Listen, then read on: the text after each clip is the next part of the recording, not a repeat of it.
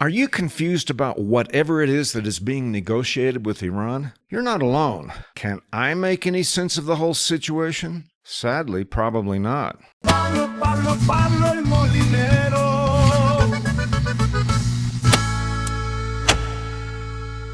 No good person in their right mind should prefer war to peace. Of course, I think that most of us agree that there are circumstances when military conflict is inevitable.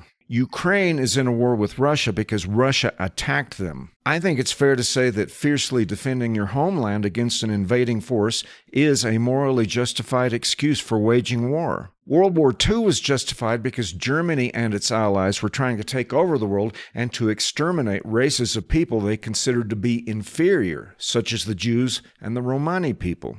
The situation with Iran has some notable similarities and some distinct differences. Similarities include the fact that Iran wants to eradicate the Jewish race and destroy Western civilization. You can see what I think about it all by watching my recent videos on the subject. What I will say here is that it always seemed that this type of conflict between Islamist ideology and Western culture would ultimately become inevitable. Islamist governments such as the regime in Tehran have shown that they are unwilling to tolerate any deviance from their ideology. I'm not going into the recent history of the conflict except to say the United States and Israel decided that the current circumstances provided their best opportunity to defeat the Islamist regime in Iran. During the entire conflict, there have been a number of key demands by the U.S. The most important are that Iran give up its already enriched supply of nuclear material and agree to never develop a nuclear weapon. Also, they must give up their support of their terrorist proxies such as Hezbollah and Hamas. There's more in there, but that's the gist of it. The Iranian Revolutionary Guard, which, as best I can tell, is their de facto government, has consistently refused those demands, at least in public. So, why am I confused? For the last several weeks, President Trump has insisted that the United States is making progress on a peace deal with Iran, and I don't understand it. I mean, peace is obviously preferable to war, but here are some facts that leave me unsure about the real possibility of peace with Iran. The open combat phase with that country lasted for about 6 weeks. We killed their top leadership, sunk their navy, destroyed their air force, and bombed every military installation we could identify. And yet, the IRGC never showed any inclination to surrender to our demands. In fact, they never have. Not in the 12-day war and not in the current conflict. I haven't heard any softening of the rhetoric from them up to now.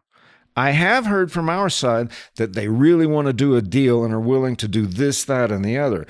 But in doing my research for this video, I can't find any evidence of them showing willingness to give up their nuclear program or their support for their proxies.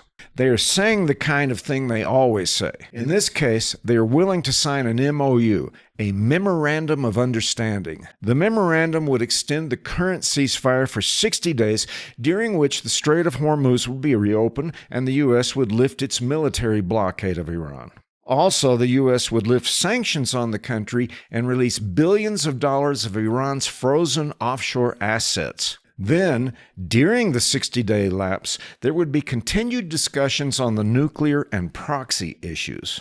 My confusion is because of the discrepancies between what President Trump is saying and what the Iranian government is publicly saying. I don't normally take our enemy's word over that of our own president, but in this case, Iran has been remarkably consistent in their messaging. If indeed those are the conditions outlined in the MOU, then I don't see why we should believe there is any inclination for Iran to give up their nuclear ambitions. They have strung the West along for decades, and with all of our presence going back to the Iranian Revolution. The strategy has always been to delay while they continue their belligerent efforts. As far as I know, the chants of "death to America, death to Israel" continue on a daily basis. If the MOU is mostly economic breathing room without ironclad verifiable concessions on the nuclear program and proxies, I worry it's the same old game. All of this makes me think that there must be something else going on behind the scenes on our side. I can't speculate as to what those might be without invoking some crazy and conspiratorial type theories, of which, by the way, I have many. I also have a few random thoughts about the situation, so I hope you will indulge me while I share some in a pretty aleatoric fashion. I find it hard to tie them all together in some clearly logical way. So here goes. I'm not convinced we really know who we're talking to. Who is in control in Iran? Mojtaba Khamenei is the nominal Ayatollah in charge, but there is still doubt about how much control he actually has, or even if he is still alive. There is constant talk of internal struggles within the IRGC. So are we negotiating with anyone who can authoritatively speak for the government? I have always said that what I consider to be ultimate victory, namely the removal of the Islamist government from power, is not entirely in our hands. It's up to the Iranian people to do that. I've heard reports that there are efforts to do so when the time comes. But I wonder if the U.S. will be able to assist in those efforts while we expect the Iranian government to negotiate a peace deal with us. Something that happened, or rather did not happen, after the 12-Day War really caught my attention. Trump was trying to get the mullahs to negotiate something, anything, but they would not even talk to us. Finally, Trump said he did not care whether they talked because in that case he did not really need a deal. I don't know how that relates to the current situation, but maybe he believes he's weakened the IRGC enough that they are now less relevant and less of a threat to the region than they were before. And what about Israel? Will they agree with any deal that we might make with Iran, or will they go out on their own and go back to active military conflict? I also wonder how much the pursuit of a deal with Iran has to do with the Cuba situation. Are we trying to disengage in the Middle East so we can focus on our part of the world? I will likely have more to say about the Cuban situation in the near future. Look, I have previously said that Donald Trump is my guy.